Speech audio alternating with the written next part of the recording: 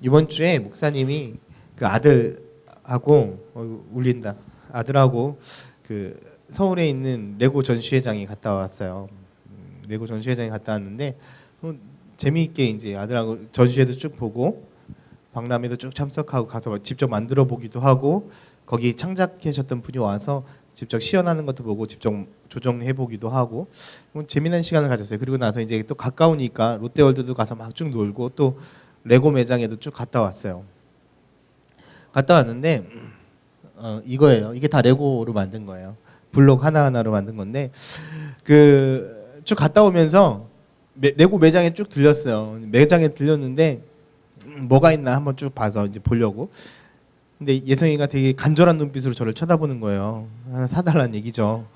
그래서 내가 그렇게 이게 딜을 했어. 아들, 네가 여기서 레고를 사면 성탄절 선물은 없다.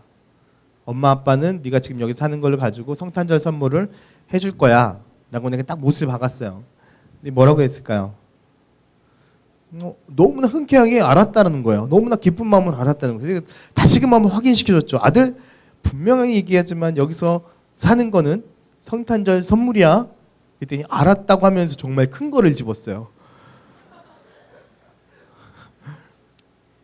의아했어. 아들, 성탄절에 너만 선물 못 받는데? 그랬더니 아니 활발하게 웃으면서 이렇게 얘기를 하는 거예요. 괜찮아요. 산타 할아버지가 선물을 주실 거예요. 그 말에 순간 내 모든 상황과 막 이게 딱 멈췄어요. 왜? 내가 또 사야 되잖아. 두 번 지출이 되는 그런 상황. 그러면서 지난 작년에 그 상황들이 번뜩 떠오르는 거예요. 작년에도 비슷한 사건이 있었거든요. 뭔 사건이 있었냐면 이제 산타 할아버지가 선물을 준다고 성탄절에 이제 크리스마스 애들 채우고 성탄절 트리 옆에다가 이렇게 선물을 예성에게 해서 선물을 놔줬어요. 그러고 나서 와 너무 좋아하는 거예요. 산타 할아버지가 선물을 줬다고 너무 행복해하는 거예요. 그러고 나서 그걸 열심히 가지고 놀고 막 신나게 놀다가 점심 때쯤에 궁금한 질문이 있다고 나한테 이야기를 해주는 거예요. 뭐라고 얘기한 줄 아세요? 아빠, 산타 할아버지는 선물을 주는데 왜 아빠는 선물을 안 줘요?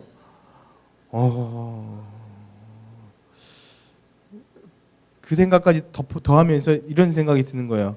얘가 나를 이용하고 있나? 분명하게 이용하고 있는 것 같다. 얘는 분명히 산타가 없는 존재를 알고 있는데 산타라는 존재를 이용을 해서 또 하나를 받아내기 위해서 얘가 나를 가지고 노는 것은 아닐까. 그런 생각을 한번 해보게 됐어요. 여러분들은 언제 산타가 없는지 알았어요? 어떤 분은 그렇게 내가 이 글을 그 카페에다가도 이제 올려놨더니 어떤 한 분이 그렇게 이야기를 하더라고요. 한 번은 산타 할아버지가 선물을 줬는데 포장지가 이마트 포장지여가지고 산타가 없는 걸 알았습니다. 라고 얘기하고 어떤 한 분은 그런 얘기를 했어요. 뭐라고 했냐면 너무나 행복하게 너무나 감사하게도 어떤 남편 친구분이 산타 복장을 하고 선물을 이렇게 전해줬대요. 너무 감사하잖아. 산타 그래서 한 6살짜리 애기가 너무나 행복해했대. 진짜 나는 산타 할아버지가 와가지고 선물을 주고 갔다고 너무 행복해하고 그 선물을 방 안에 가서 막 뜯어보고 막 신나게 놀고 있는데 방 안에서 딱 나오는 순간 깜짝 놀란 거야. 왜? 그 산타 할아버지가 엄마 아빠랑 같이 앉아가지고 커피를 마시고 있었거든. 그래가지고 아빠 왜 산타 할아버지가 커피 마시고 있냐고 막 그래가지고 산타 할아버지 없다는 사실을 그때 알았다는 얘기도 하는데 고민이에요. 어찌됐든 간에 산타가 없는 거를 알려야 되니까 어떤 결정을 내야 될지 아직 솔직히 모르겠어요. 여러분들이라면 어떤 친구가 나한테 그렇게 얘기를 하는데 목사님 철저하게 동심을 밟아주셔야 됩니다 막 하면서 산타가 없는 것들을 알려주셔야 돼요 막 이렇게 이야기를 하는 그런 친구들도 있었는데 인생은 있잖아요. 항상 선택의 기로에 놓여 있는 것이 인생인 것 같아요. 그렇죠?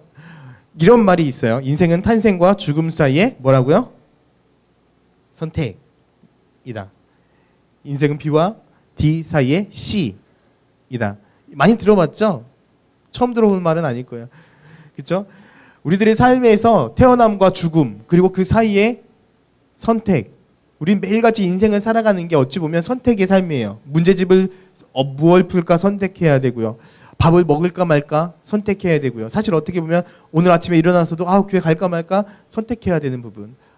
조금만 더 일어날까 택시 탈까 버스 탈까 어떤 이런 선택. 계속해서 사실 선택 순간이에요. 지금 이 순간에도 어떻게 보면 선택의 순간이에요. 뭐 목사님을 쳐다봐야 되나 아니면 내 옆에 친구랑 이야기를 해야 되나 선택이에요. 수많은 것들을 선택하며 살아가요. 우리들의 인생은 바로 선택의 인생이에요. 근데 예수 그리스도께서도 바로 선택의 순간이 계셨다라는 거. 우리만 그렇게 고민하고 힘들어하고 있는 것이 아니라 예수 그리스도께서도 그런 선택의 순간이 있었다라는 거예요. 마가복음 14장 34절입니다. 같이 읽겠습니다. 말씀하시되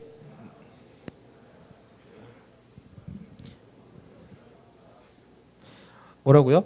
말씀하시되 내 마음이 심히 고민하여 죽게 되었으니 고민했다는 거예요. 이것을 어떻게 해야 되나? 이게 언제 있었던 말씀이에요? 예수님께서 십자가를 지시기 바로 직전에 예수님께서 기도하시면서 고민하는 그런 순간이에요. 하나님 과연 내가 이 십자가를 지는 것이 맞습니까? 이 힘든 일을 내가 하는 것이 맞습니까? 과연 내가 안 했으면 좋겠는데요. 고민하면서 하나님 앞에 기도하는 순간이 바로 이 말씀의 순간이에요. 그래서 예수님께서도 심각하게 고민하면서 선택하셨죠. 어떤 선택을 결국 하셨습니까? 십자가에 못 박혀 죽으시는 그 선택을 하게 되었습니다. 메시지 성경에는 이렇게 나와요. 자, 보세요. 아들이 온 것은 세상을 구원하고 다시 바로잡으려 하는 것이다. 여러분 생각해 보세요. 예수 그리스도께 십자가에 죽으신 그 목적이 무엇이냐면 세상을 구원하고 다시 바로잡으려는 거. 하나님께서 이 땅에서 예수 그리스도를 우리 죄를 위해서 대신 보내주시고 그리고 우리를 위해 십자가에 죽으신 그 목적 자체가 새롭게 우리들의 모든 것들을 바로잡기 위해서 이 땅에 보내셨다라는 거예요. 쉽게 생각하면 하나님의 능력이라고 한다면 여러분 생각해 보세요. 세상 모든 것들을 다시 창조하셔도 됩니다. 그렇죠? 하나님의 능력이라고 한다면 이거 별로야. 지금 뭐 아까 목사님이 레고 해줬지만 이거 별로다고 레고 다 부셔서 새로운 걸 창조할 수 있는 것처럼 하나님이라면 이 사람들 내 말도 안 듣고 내 생각대로 안 살아가고 그래 이것들은 실패작이야 하면서 다 없애버리고 새롭게 창조해도 됩니다. 그게 하나님의 능력입니다. 그런데 절대 하나님은 그렇게 하지 않으셨습니다. 왜? 하나님은 우리를 너무나 사랑하셨기 때문에. 그래서 하나님이 선택한 것은 무엇입니까? 다시금 모든 것들을 창조하는 것이 아니라 우리를 어떻게 하기 위해서 다시금 바로잡기 위해서 회복시키기 위해서 우리를 위해서 이 땅에 오셨다라는 것입니다. 그래서 죄인에게도 희망이 있는 것입니다. 이 세상에 완벽한 사람은 없기 때문에 희망이 있는 것입니다. 왜? 예수 그리스도의 그 사랑이 우리에게 있기 때문에 그렇습니다. 분명 하나님께서 계속해서 이야기하고 있어요. 이 땅에 죄된 것을 바로잡을 거야. 이 땅에 잘못된 생각들을 바로잡을 거야. 이 땅에 잘못된 방법들을 바로잡을 거야 라고 이야기를 하고 있는 거예요. 여러분 사랑의 정의가 뭐예요? 사랑. 응? 하은아 사랑의 정의가 뭐야? 사랑.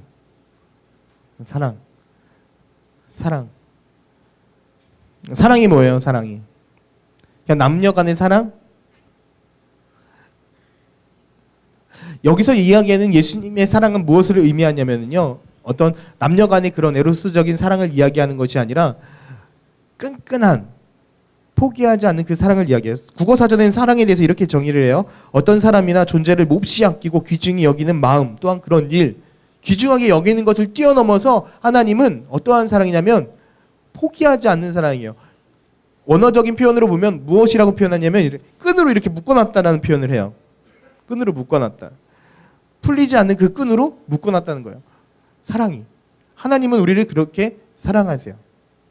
그런데 그렇기 때문에 하나님의 사랑이 우리에게 계속해서 무엇을 표현한 줄 아세요?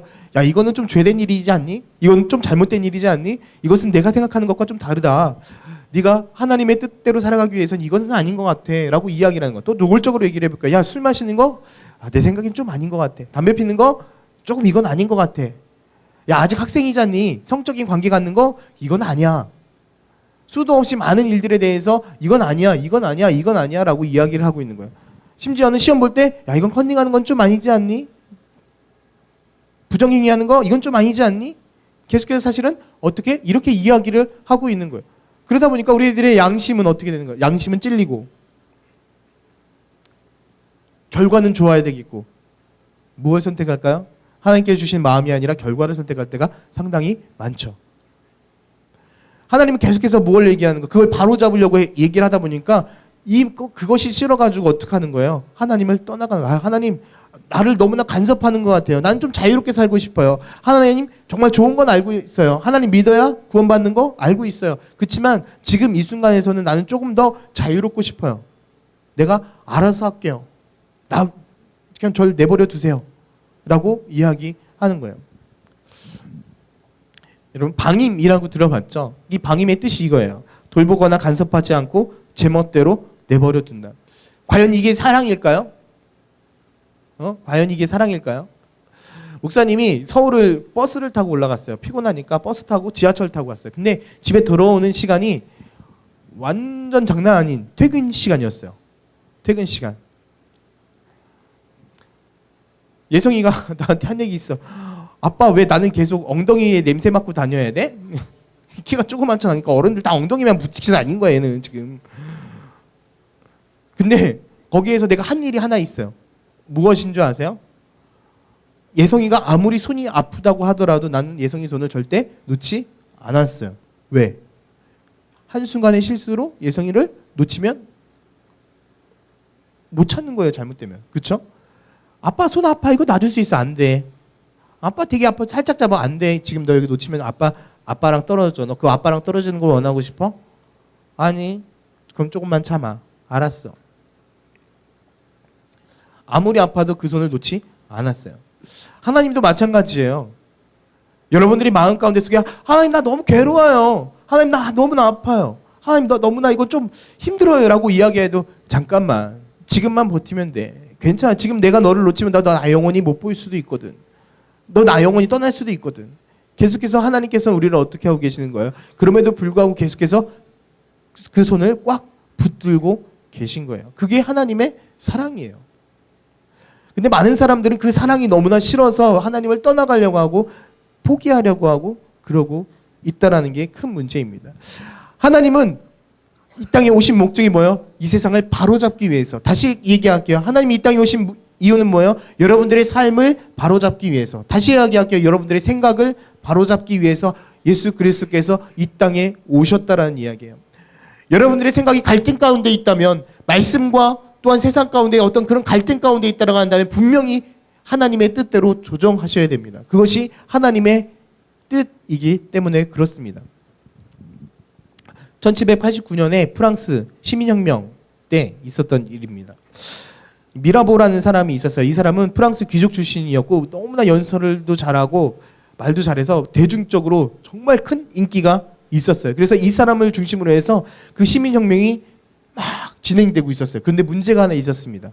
어떤 문제가 있었냐면 이 미라보라는 사람이 젊었을 적에 도덕적으로 큰 문제들을 많이 일으키고 살았어요. 쉽게 말하면 방탕하게 살았어요. 이 사실들을 아는 그런 친구들과 수많은 사람들이 반대하기 시작했어요. 이 사람이 나라의 지도자가 된다라고 한다면 예전처럼 그러한 방탕한 삶을 살 수 있을 것이다. 우리는 방탕한 지도자를 원치 않는다라고 하면서 이 사람이 세워지는 것을 반대하기 시작했어요.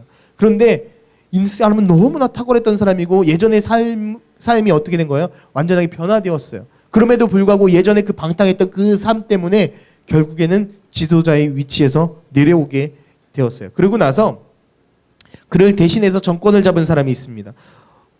이름이 힘들다. 로베스피에르라는 사람이 있어요. 로베스피에르라는 사람이 있었는데 그 사람이 어떻게 했습니까? 그 자기의 정권을 유지하기 위해서 2만 명이나 되는 사람을 학살했습니다. 그리고 프랑스 안에 엄청난 혼란을 가져오게 되어집니다. 그래서 이 미라보라는 사람이 이렇게 고백을 했습니다. 내 젊은 날의 방종이 프랑스의 미래를 망치는구나. 여러분, 우리의 인생이 어떻게 이루어질지 아무도 모릅니다. 여러분들의 앞날이 어떠한 사람이 되어 있을지 아무도 모릅니다. 지금은 학교에서 순위를 세워요. 그렇죠? 성적을 가지고 넌 1등, 2등, 3등 쭉 순위를 세워요. 1등급, 2등급, 3등급. 무슨 한우 등급 매기는 것도 아니고 고기 등급 매기는 것도 아니고 1등급, 2등급, 3등급 세워요. 근데 하나님은 절대 그렇게 생각하지 않으세요. 하나님은 우리 삶에서 등급을 매기는 것이 아니라 하나님은 우리에게 있어서 어떠한 것을 주시냐면 너희들의 삶에 맞게 달란트를 주셨고 그 삶의 목적대로 살아가기를 원하고 계신다라는 거예요. 그러면 하나님이 여러분들을 어떻게 사용하실지, 나중에 여러분들이 어떠한 사람이 될지 여러분 알 수 있습니까? 아직은 몰라요.